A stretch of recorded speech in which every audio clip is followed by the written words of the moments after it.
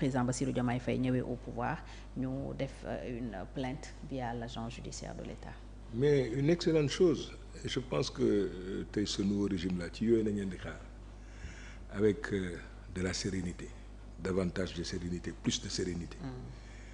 Parce que ñëpp dañ ko jàpp. Et président Abdoulaye Wade dafa bokk ci dossier yi ko gën a naqadi ci àdduna. Soo amoon tey la mu doon ñaan dafa na doon revenir sur la privatisation de la Sonatel, parce que il a toujours pensé que un levier pareil, un actif pareil par rapport aux urgences du pays là dañ ko waroon a réapproprier wu. Donc c'est essentiel. Loolu ñaareel bi mooy ni mu demee ci ArcelorMittal, parce que bu leen fàtte ne que Kumba Ressources moom la ñu jëkkoon affecté concession bi. Et l'État du Sénégal a eu à payer presque, je pense, si je me souviens, ay 60 milliards de francs CFA. On a payé ça à Kumba pour des dommages et intérêts. Mais amoon ci yaakaar parce que sur l'entendement du président Abdoulaye Wade bokkoon na ci li taxoon mu concevoir ko, mu jaral ko concession yi ma ci def ba récupérer waat ko jox ko Arcelor. C'est parce que retombées yi moo amoon solo, développement durable. Parce que un développement s'il n'est pas auto-entretenu du sotti.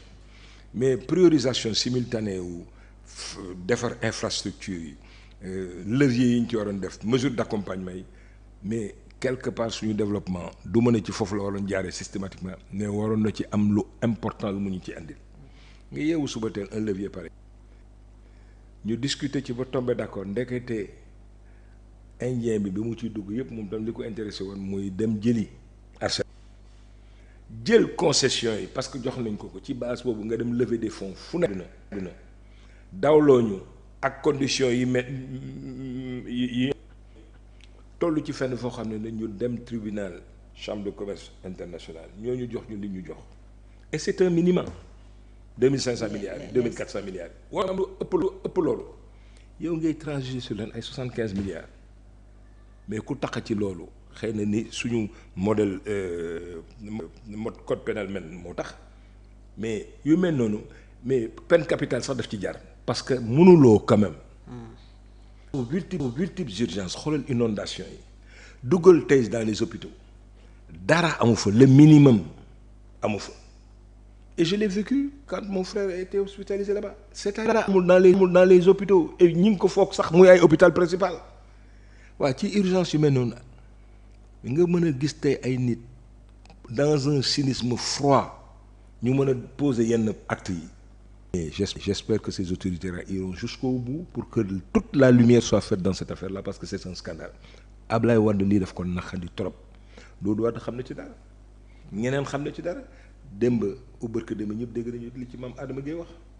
Mais heureusement que dans ce pays-là qu'on ne désespère pas, am na des gens vertueux yoo xam ne am na lu tax. ñëpp dégg nañu maam Adama Gueye li mu wax barke démb. L'avocat de l'autre partie a cherché à le contacter pour dénk ko dossier bi, mu ne ko li ma ci wax ak li ma ci xam du ma ci dugg. Mais heureusement que ba léegi Sénégalais yi ñi doon bañ ba léegi ñi ngi bañ.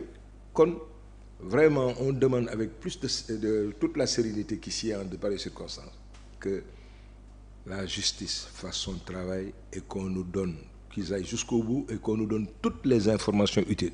Et ñi nga xam ne dañu def ay prévarications ñu jaaree leen fi ñu leen war a jaaree, mais c'est scandaleux ba léegi ngay dégg yenn yi. xoolal affaire 45 milliards yi. un bonhomme xaw ma Boubé xaw ma naka petit Boubé mais qui était censé financer cette opération-là. Au finish on lui donne de l'argent en permanence, ay décaissement 100 milliards 100 millions 3 milliards 4 milliards. C'est pas sérieux yooyu na ci justice bi ànd ak célérité liñ ci war a def ñu def ko ci jusqu'au bout. ci scandale ArcelorMittal kan moo lésé Sénégal concrètement.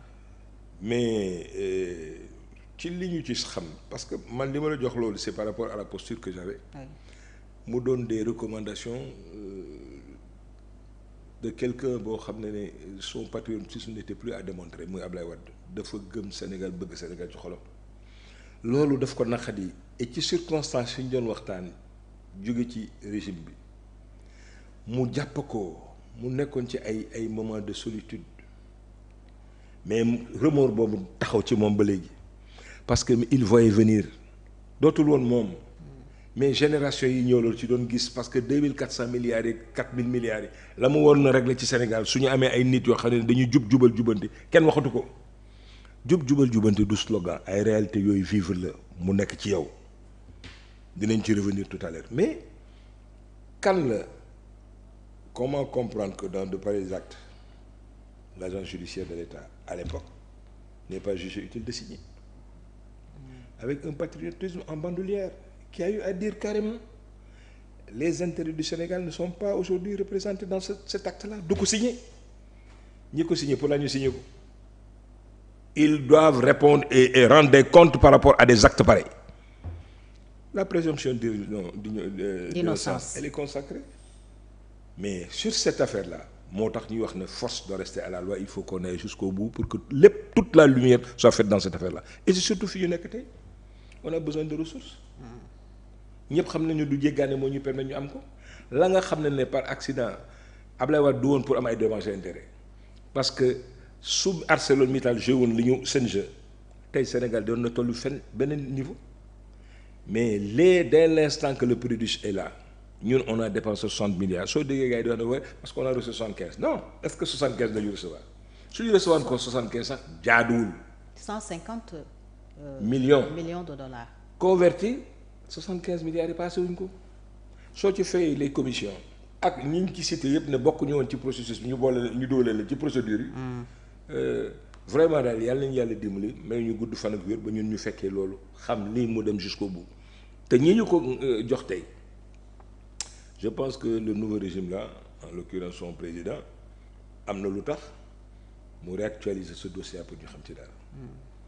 oui parce que dossier la bu fi nekkoon aussi musul leer. non président Wade waxoon ci justement en 2014. ah oui 200 millions de dollars la ñu waroon a jox Sénégal ñu mujjee jot 150 millions ak ni ñu ko defee 90 milliards de francs CFA waaw fi xaalis bi jaar ak. l'agent judiciaire de l'État qui n'a pas jugé utile de signer ngay demander à un ministre de la République mu signer. Si tant est effectivement que ce soit vrai, mais c'est extrêmement grave qu'on nous dise et que cette affaire-là soit tirée vraiment à la lumière que Sénégalais yëpp xam. Qu'est-ce qu'on peut reprocher tey lan la ñu mën a tuumaal Amadou Ba mi nekkoon ministre des Finances à l'époque ak Aly Ngouille Ndiaye. Bon j'espère que xaalis boobu mi ngi ci biir.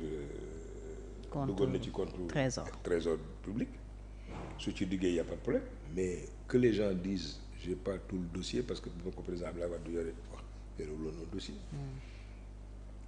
lan mooy problème bi il faut que ñu xam ko ay xaalis bi dañ ko dafa transiter ci benn compte CARPA en France lu ci yoonu kooku. je pense que on a aujourd'hui des juges très rompus à la tâche qui iront jusqu'au bout pour xam. mais déjà xel mënul bañ a tey ci agent judiciaire de l'État bi bu bëggul signer mais d'autre part mais naka ngay mën a amee li ñu la jox ngay transiger sur autant ce montant là alors que li ñu waxoon dañ ne président Abdoulaye Wade nee na les gens dans 3 mois du ñu mën sax payer salaire yi. On avait même dit que l'ancien président est allé voir Nicolas Sarkozy pour mu defal ko benn avance de trésorerie. Pour que bu mën a régler ces problèmes donc su dee xaalis rek ñun soxla woon nañ ko comment comprendre donc ngay transiger sur ñu mel noonu si c'est pas de la haute trahison si tant est que ce soit je me demande lan mooy haute trahison. yaakaar nga ne mën nañ yegg ba ci qualifier. mais li am ci scandale ArcelorMittal de haute trahison c'est très grave et ku ci entaché wu ku ci touché war nañ dem jusqu'au bout dans cette affaire là parce que jaaduwul mais li ñu bokk ñun ñëpp. Fatou dañ koy teg ci siratal mustaqim la nga moom loola neex nga mën ci def. mais c'est par rapport à ta position moo la permettre nga mën a def jéey yu mel noonu dañ la war a teg ci yoon il faut nga rendre des comptes donc la reddition des comptes ñëpp ci d'accord et li ma la wax léegi Doudou Wade li mu ci wax en 2014 il demandait déjà il cherchait lui sur les lois de finances rectificatives nga doon 7-5 milliards maam Adama Gueye il a une crédibilité li mu wax barki démb mais dafa ressentiment la bu ñëpp am rafetul. Il faut qu'on aille jusqu'au bout pour xam lañ ci war a xam yëpp dans cette affaire là. D'accord et ñu wax ci leneen lu soxal wàllu yoon Barthélémy Diaz Cour suprême joxe na sànq décision wam ci recours bi mu fa déposé woon pour ñu suspendre l'élection